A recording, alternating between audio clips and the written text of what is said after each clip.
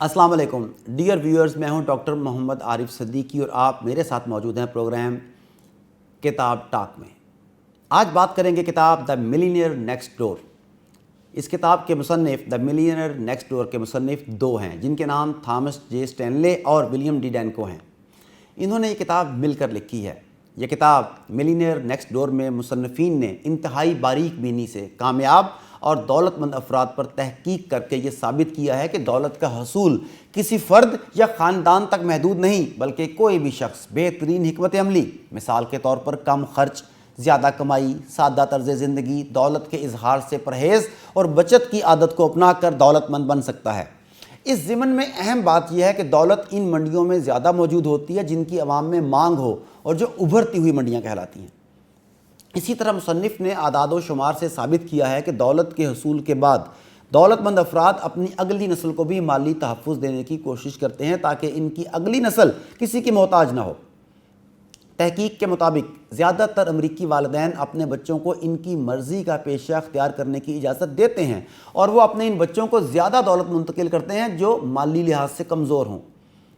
इसी तरह अमरीकी वालिदैन अपने बेटों की निस्बत बेटियों को ज़्यादा दौलत मुंतकिल करते हैं और ये दौलत तोहफ़े तहाइफ़ की शक्ल में होती है ताकि लड़कियों के शौहर इनसे वो दौलत छीन ना सकें। ये अमरीकी माशरा है जी। इसी तरह इस किताब में कामयाब अमीर लोग और आम लोगों में फ़र्क वाज़े किया गया जो एक आम कारी के लिए होश रुबा इंकशाफ से कम नहीं। इस किताब का मुतालिया क़ारीन को इस काबिल बनाता है कि वह अपनी आमदनी, खर्च और बजट पर नज़रसानी करके कामयाब और खुशहाल ज़िंदगी गुजार सकें। डियर व्यूअर्स, अगर किताब के अहम निकात पर नज़र डाली जाए तो वो कुछ यूँ होंगे कि पहले नंबर पर बचत की आदत अपनाने वाले लोगों का तर्ज़ ज़िंदगी सादा होता है और वो अपनी आमदनी से कम खर्च करते हैं। वो आमदनी से बचाई हुई रकम से सरमायाकारी करते हैं। नंबर दो, वो वक्त, रकम और तवानाई जैसे वसाइल का तयन करने में माहिर होते हैं। नंबर तीन, वो मुआशरती मकाम की बजाय माली खुद मुख्तारी को ज़्यादा तरजीह देते हैं और समझते हैं कि माली खुद मुख्तारी ही इनको दुनिया में आला मुआशरती मकाम दिलाएगी। नंबर चार, इनके वालिदैन इनकी नाकाफ़ी माली इमदाद करते हैं और वो अपने तय कोशिश करते हैं कि अगली नस्ल में भी यही कानून लागू रहे। नंबर पाँच, वो मुआशी तौर पर ख़ुद मुख्तार बनने के लिए अपने घर के अफराद को आगाही देते रहते हैं। नंबर छः, वो दुनिया में उभरती हुई मंडियों में मौक़े तलाश करते हैं। नंबर सेवन, वो ऐसा पेशा अख्तियार करते हैं जिसमें वो किसी दुश्वारी के बगैर बरसरे रोज़गार हो जाएं। दोस्तों, आगे बढ़ते हुए मुसन्निफ़ीन अमारत के बारे में कहते हैं कि आम तौर पर अमारत की तारीफ़ से मुताल्लिक़ कई मालूमात गलत होती हैं। इस अबहाम से बचने के लिए अमेरिका में 1000 से ज़ायद उमारा पर 20 बरस तक तहकीक की गई ताकि ये जाना जा सके कि हकीकी कामयाब लोग कौन हैं और उन्होंने कैसे दौलत इकट्ठी की। तहकीक के नतीजे में सामने आया कि अक्सर लोग दौलत इकट्ठी करने की बजाय आमदन पर तवज्जो देते हैं। ताहम ऐसा शख्स जो अपनी तमाम तर आमदनी खर्च कर देता है वो अमीर नहीं होता। हकीकी दौलतमंद वो है जो इकट्ठी की गई दौलत को बचाए और इसकी सरमायाकारी करे। चूँकि आज के मुआशी माहौल में आमदनी हासिल करने के कई लामहदूद तरीके बताए जाते हैं, लिहाजा ऐसी लाजमी खसूसियात हैं जिन्हें दौलतमंद अफराद दौलत इकट्ठी करते वक्त इस्तेमाल कर सकते हैं। आप भी इन खसूसियात को अपना सकते हैं। अगर इन खसूसियात का जिक्र करें तो खसूसियत नंबर 1 कहती है महदूद तर्ज़ ज़िंदगी और अपनी आमदनी से कम खर्च और बचत से सरमायाकारी करना। अक्सर मुतवस्सत अफराद का ये ख्याल है कि करोड़पति बनने का मतलब ज़्यादा कमाना है, जो एक अच्छा तर्ज़ ज़िंदगी गुजारने के लिए ज़रूरी है और इससे खर्च करने से मुताल्लिक़ परेशानियाँ ख़त्म हो जाती हैं। अक्सर मालदार अफराद अपने अखराजात की कड़ी निगरानी करते हैं और वो मोहतात अंदाज में मनसूबाबंदी करते हैं। वो अपने वसाइल से कम खर्च को तरजीह देते हैं।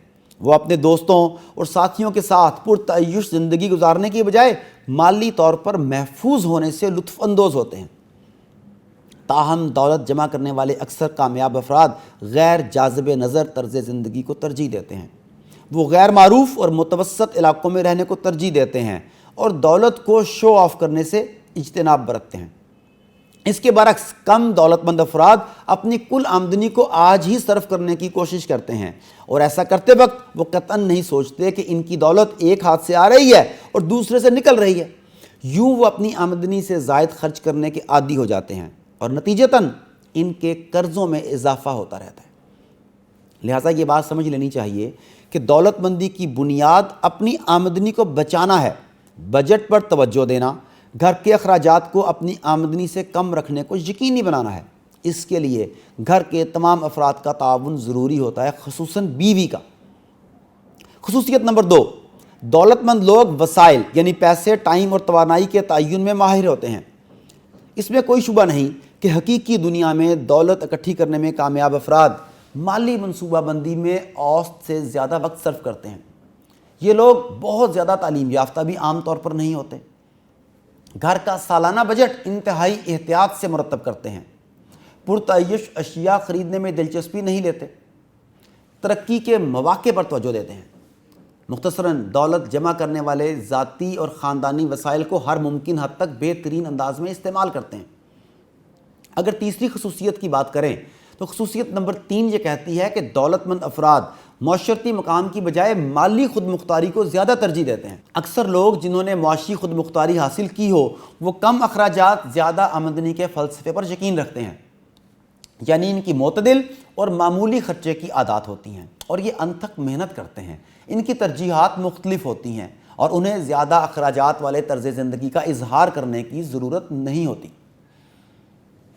چوتھی خصوصیت یہ ہے کہ امیر لوگوں کے والدین ان کی کم مالی امداد کرتے ہیں اور وہ اپنی مدد آپ کے تحت امیر بنتے ہیں، اور یہی فارمولہ وہ اپنی اگلی نسل کو منتقل کرتے ہیں۔ اس کے بعد اگلی خصوصیت کی بات کریں تو وہ ہے امیر افراد اپنے اہل خانہ کو مالی طور پر خود مختار بننے کی تلقین کرتے ہیں۔ دوستو، یہی وہ بنیادی نکات ہیں جو مصنفین اس کتاب میں امارت کی زندگی بسر کرنے کے لیے بتاتے ہیں، اور آپ بھی ان اصولوں کو اپنا کر مالیاتی زندگی آسان بنا سکتے ہیں۔